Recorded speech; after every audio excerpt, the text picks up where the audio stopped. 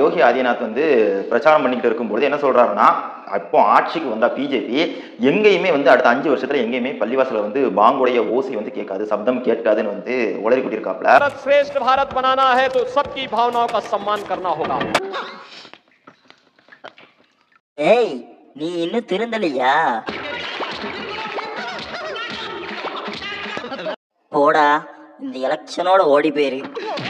இது வந்து எவ்வளவு பெரிய ஒரு பயங்கரவாதம் இல்லை எனக்கு தெரியல. ஆகுனா ஒரே வன்மத்தை ஒரே கத்திக்கிட்டே இருக்கிறது, கொப்பளிச்சுக்கிட்டே இருக்கிறது. அதாவது ஒரு சில விஷயங்களை இவங்க ரிப்பீட்டடாக செய்யும் பொழுது நமக்கே வந்து ரொம்ப சலிப்பா இருக்கு. நானே எத்தனை தடவை தான் வந்து வீடியோஸ் போடுறது கொஞ்சம் நினைச்சு பாருங்க.